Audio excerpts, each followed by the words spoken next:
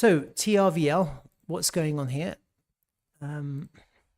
Let's just have a look at the Dtravel X page. Villa Martini in Bali is your perfect ocean breeze hideout. Sunset views that make your jaw drop. Open air living and pure luxury vibes. Staying here and saving up to 30% by booking peer-to-peer with the owner or manager in all crypto is possible. And it's thanks to Dtravel. Don't fade it. Dtravel. September might be quiet for the markets, but travel never stops, and neither do we. Have you booked your next trip yet? And you've seen this video by Andrea. Okay. Have a look at that. Let's quickly have a look at the Telegram.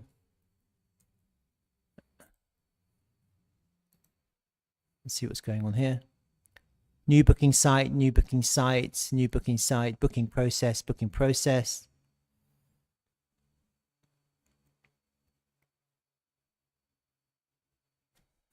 Hi, hey D-Travelers, that's me and you. Friday is here, which means it's time for your weekly drop of product updates. We'll catch you up on what's new and give you a peek at what we've been building. And big news. We're officially back on YouTube. Expect more Dtravel stories, tutorials, AMAs. Yes. Community highlights rolling out there to kick things off. We've just dropped a new vlog where we met one of our hosts in Bali and lived the full crypto rental journey in real life. Show us some love by liking and sharing it to reach more travelers, hosts around the world. All right, let's have a look. We are only 2 weeks away from CoinFest, and I gotta admit that I'm super excited, but at the same time kinda nervous. However, I had also the thought that if this is a crypto event, why not going all in crypto? So today I'm gonna show you my booking process with Dtravel, where I'm going to find hopefully my dreamy villa where I'm going to pay with crypto. As I said, this is the first time, so be patient with me. So here in the landing page, you scroll down a little bit, you're gonna find this Discover Bali button, where I'm gonna set the dates I'm gonna arrive and apply all the filters that I think that fit better for me. Okay, perfect. This is a good location because it's very close to the main venue. And here I find pretty good one, this one right here. All right. I've paused it. This is really good. You can find that on the Dtravel YouTube. Shit, I've got more subscribers than they have. Go ahead and subscribe. Why not? They got 7 views. You can see that Andrea's posted something. This is really good. Yes. So you can see clearly that Dtravel is active. This is what I was talking about last month. Dtravel is starting to get active with the marketing. And this is the Friday update, and Andrea is making videos. She's our community manager. She's based in Indonesia, in Bali. And this is really good news for us because what we actually do need is aggressive marketing. And you see it's starting to happen now. Perfect. So let's look at the charts quickly. And I'm going to do a long stream now. It's a relatively short stream. Where are we now with regards to Dtravel, TRVL? So yesterday we had, I mean, it looks like a bearish candle, right? But it's not that bearish. And I'll explain why. Because we close higher than the previous day low. You see that? And we take out the liquidity from the previous day low. Do you see that? So you have this kind of crazy selling, but the price fails to get lower, close lower than these 2 previous day lows. Does that make sense? And right now what you're seeing is a higher low on the current day. So even though it looks pretty bearish, I wouldn't say this is bearish right now. I would say actually this is quite nice. All right. Let me check out these other time frame candles quickly. So on the 3-day candles, you see the previous 3-day candle, we took the liquidity And now we've come down again to the lows to take the liquidity. We have how many days left on that? 1 day and 10 hours. So we still have another 2 days on that. And then obviously on the weekly candle, we've come all the way down to search for liquidity. This is what I was talking about, the search of liquidity. We've come into this kind of weekly red order block. You see that? That's where we're at. So the price is just in search of liquidity. Had a little kind of mini reversal here, and now it's coming back down to find liquidity. And that's usually what happens with the price when the price is slightly exhausted or over exhausted. So if I go back to this inverse head and shoulders that I was looking at, you can clearly see that we've come back to this trend line. We've kind of lost that little horizontal line that I was imagining. So we're kind of slightly underneath it. But because we're still within these previous candles, specifically this kind of wide-bodied red doji, these are still inside candles, which could mean we can just go back up. Yeah, it's not a big problem. This is kind of the area we need to hold now to create this right shoulder, which is what I was imagining before. Let me just update. And it's quite nerve-wracking for me, because I remember I've been talking about this inverse head and shoulder since the 6th of July. I really want it to happen just because it will make me feel good, and also possibly I get bragging rights for predicting the future. And also everyone makes money, so not financial advice. Let me draw out this volume. Yeah, so you see this is the problem. We have actually lost the value area, which is, I think the value area high moved a bit higher, so we've kind of lost it a little bit. What we do need to do right now is we do need to find support somewhere here if we can, and then we need to get back above the value area high. Yeah, so let me just kind of delete that, move that across. We need to get back above the value area high. We need to just get back above it, and we don't want to fall back down to the point of control. I don't think we do. I don't think we want to lose this trend line, to be honest with you. It's not going to look amazing if we start falling. It would be more consolidation, more range bound behavior. It will look differently, and that's kind of, I wouldn't mind if we can form a right shoulder here, but let's just see how that plays out. I had the VWAP before, so let me get the VWAP. You see that? So we still haven't hit the anchored VWAP. That's slightly lower than this trend line. So if we do get a flash sell,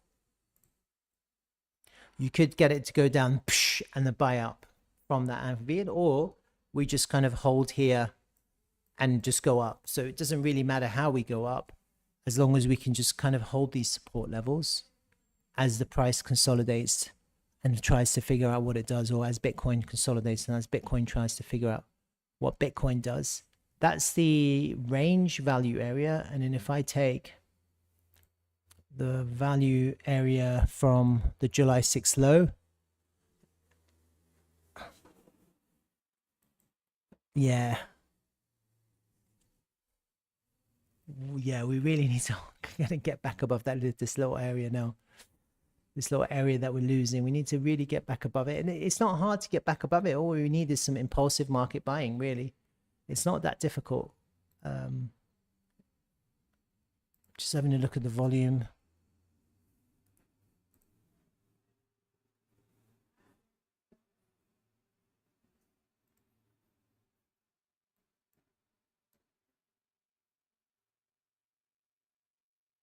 I think on this weekly time frame candle, I want to see a higher than previous week low close. And that's going to be a real test to see how we close.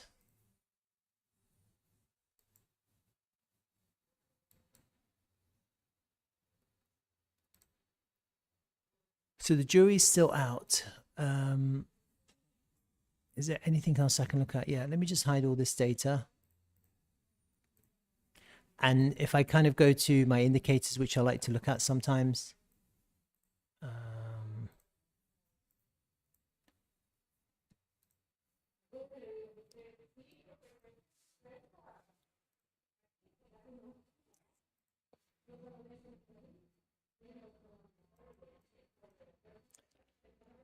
yeah, I always say on the 4-hour time frame is flagging bull.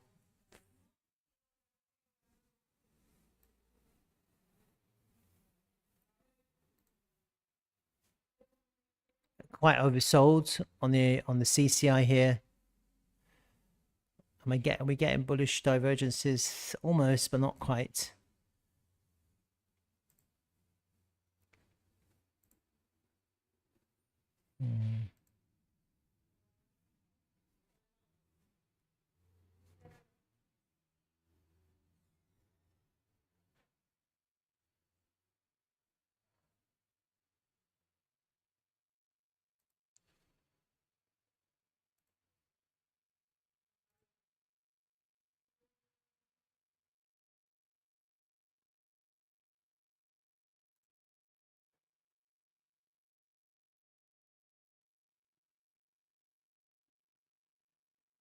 I mean, there is bullish divergence. Yeah.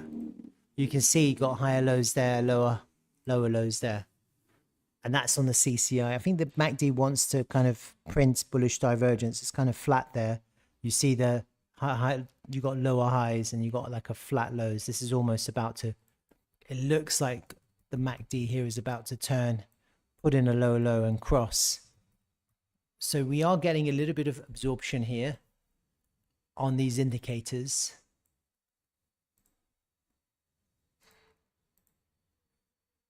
And then the other thing to note, and this is really important, when you look at the weekly Bollinger Band as well, we're coming back to test the midpoint. Although the midpoint is much lower, it's at 8428 and we're at 9394 right now.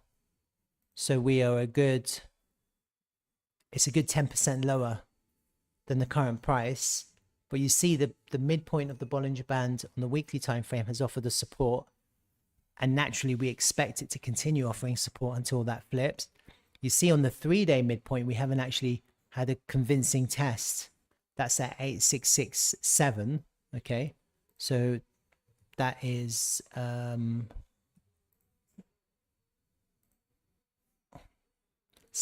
lower than where we are. And then when we look at the daily, you see on the daily, we're washing it. We had a little bit of a nice test there, which felt like support. And then here we've washed it. We haven't back tested it as a resistance. So we haven't flipped it into resistance yet. So I think part of the reason why it's behaving like this is because of the illiquid nature of TRVL. So it's not like Bitcoin or like a high liquidity token where these levels matter more. But they're kind of reference points, are they? Let's have a look at the 2 weekly time frame. You see on the 2 weekly time frame, its midpoint is like crazy to the downside. And what we really do want to see is we want to see continued impulsive buying.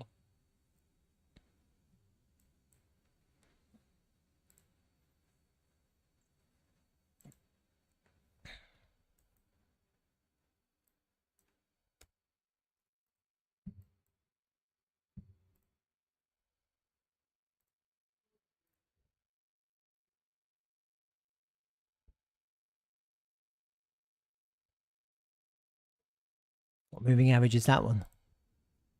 That's the 50 moving average. And again, that 50 moving average nicely coinciding. Look at that. That's the 50 daily moving average. We're above it, aren't we? Huh?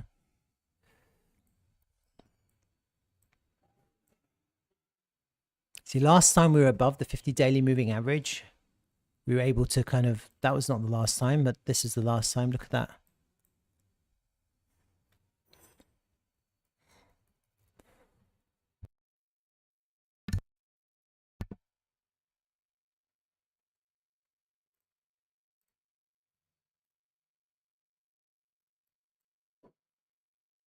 So it really goes back to my original kind of analysis, which is this inverse head and shoulders. And that's kind of what I'm looking for right now. To see where the price of TRVL is going to find support.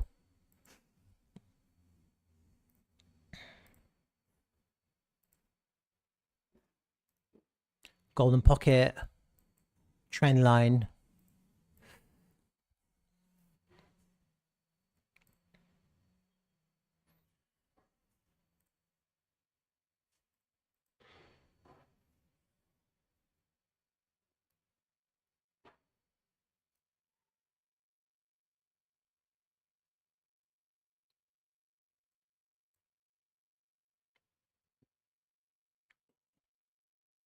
It's actually nice, reacting nicely off that golden pocket, isn't it?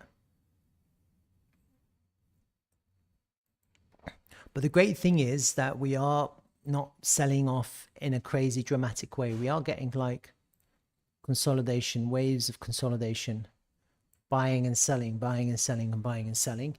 And as I was saying in my last stream, if you go to CoinGecko and have a look at TRVL and you have a look at the historical data, then you can clearly see that we've got really nice volume. So even yesterday and the day before, today and the day before, yesterday and the day before, look at that, $500,000 worth of volume. These are really good numbers for the volume when you compare it to the market cap. We're getting like 25% volume of the market cap. And it's really, really strong volume at these levels.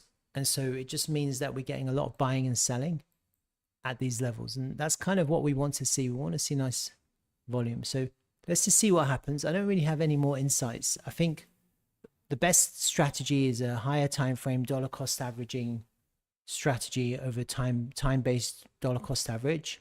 It's the best strategy for any low liquid, illiquid token. And you see these pullbacks, they're buying opportunities, you know. That's how you have to view pullbacks. When you look at the local highs and you're looking at the price, you know, we're down 20% cheaper. That's how you have to view it.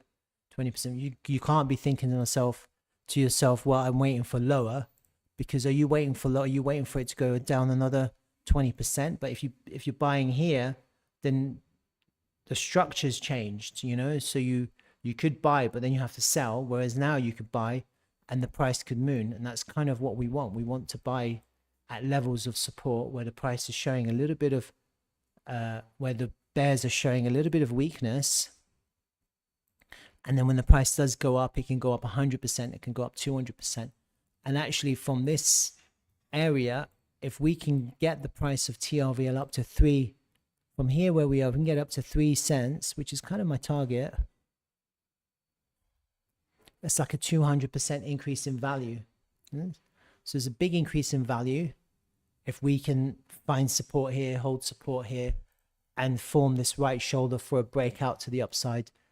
Once we get up to 3 cents, we're back into this overall range.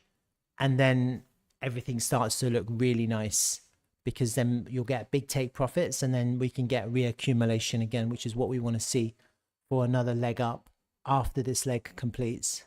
All right. So that's kind of the charts. It's not, I don't really have much insight. I'll continue looking at it. The next time I look at it will be on Sunday. And just keep on going and having a look at the DX page. You're going to find information posted there. The YouTube, go and subscribe now. You can go and subscribe to the Dtravel YouTube. I don't know what the link is. So I have no idea. Let me just see. Oh, yeah, there it is. Dtravel DAO. Let me post that into the chat. Go and subscribe to the Dtravel YouTube, and hopefully we get some AMAs back on track. And what they do actually need to do is update their website, which would be very useful. Yeah. So let's see what happens with the next couple of days. I think on the weekly time frame, I wouldn't mind if we close higher than the previous week low, and I would like to see how we close by the end of Sunday. Yeah, if we can close if we can close above the previous week low, that would be really bullish. To have a swing failure of the previous week low and closing higher, and then we can smash up to the upside. It's kind of what's on my mind right now. We really need to break out to the upside. We can't just keep on plodding along. I mean, we could. We did it before, huh? We plodded along here. See that? It just plodded along, plodded along. We could just plod along until it just hits our 3 cents target. It's possible. And it's crazy to think that TRVL only a year ago was at 9 cents, and 2 years ago it was at 12 cents. Sorry, yeah, 12 cents.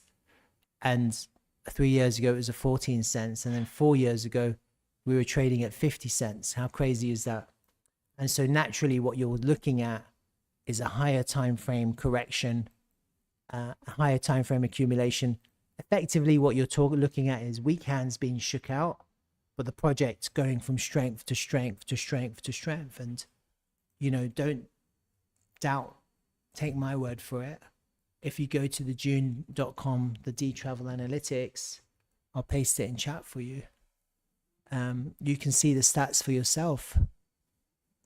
The listings, look, 5,375.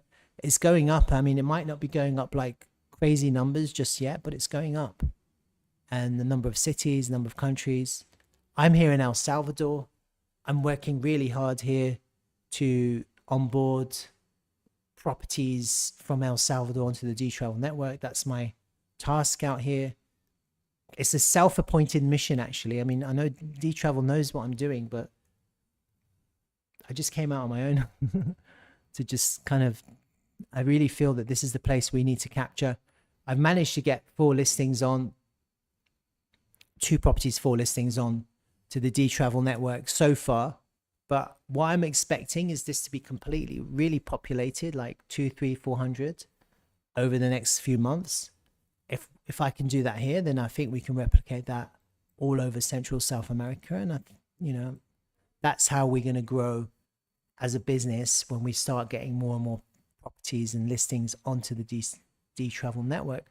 And it's an easy sell because all I have to do is just tell people that you can accept crypto. In this part of the world is really starting to become an important requirement. The ability to accept crypto, the ability to be autonomous, the ability to be decentralized, to be not under threat of being closed down by Airbnb.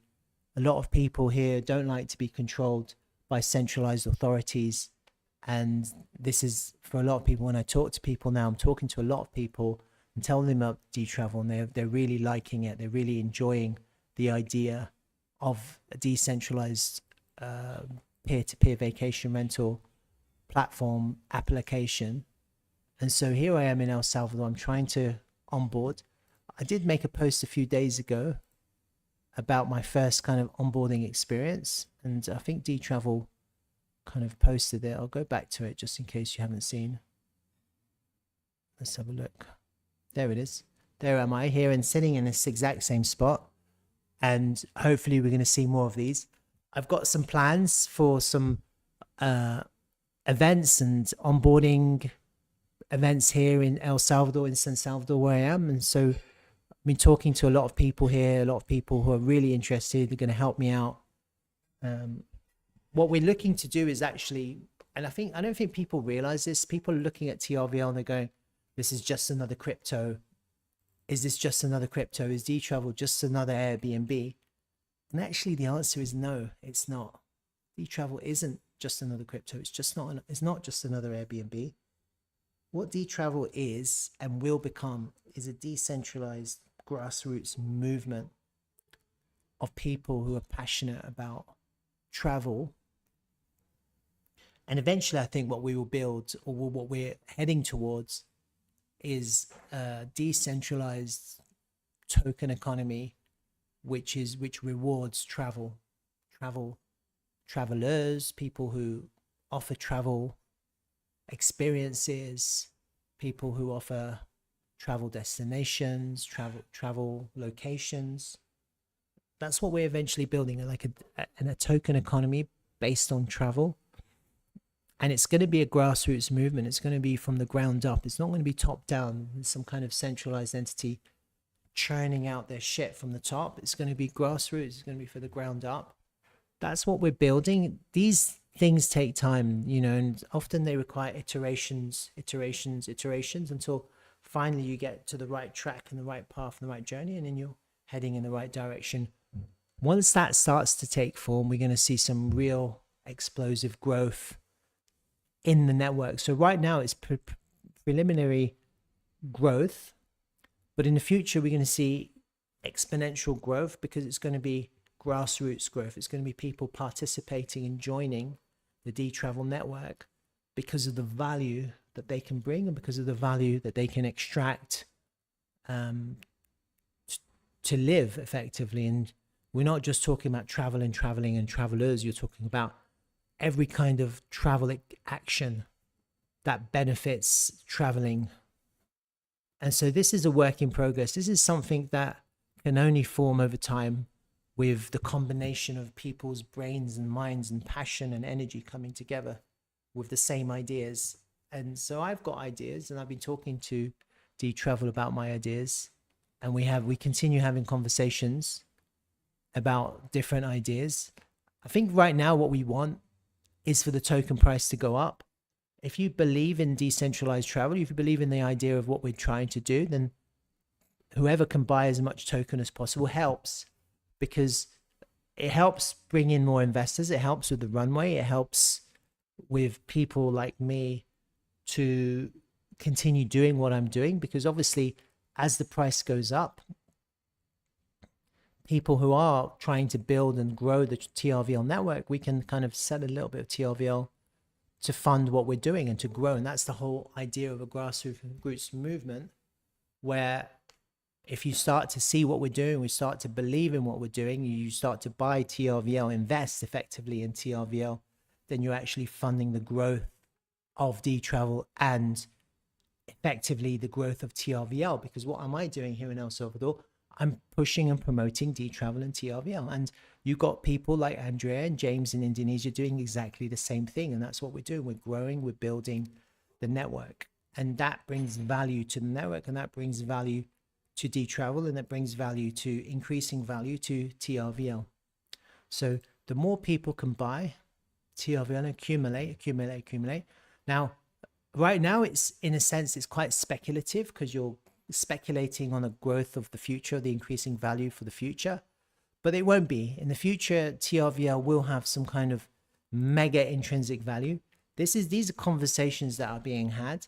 The problem isn't the incentive or the objective. The problem is the timings of the bull market and the developer time required to implement those radical ideas, which are going to bring real value to TRVL.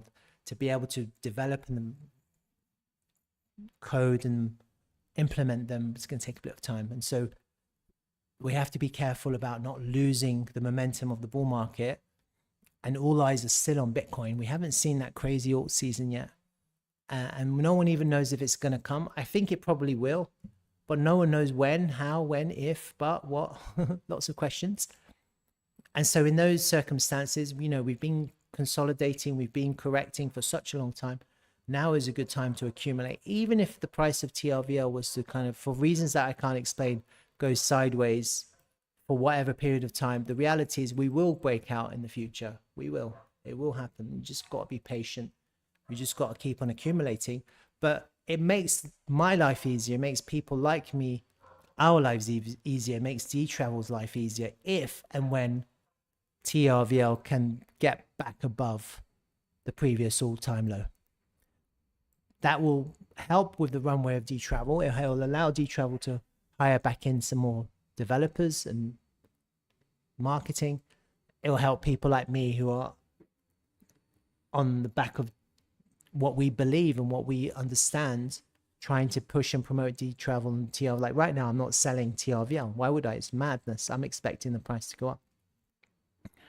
But obviously, when it gets to a certain price, then I'll be able to kind of take a little bit of profit and use that to keep on expanding and growing the Dtravel network. And that's the objective here.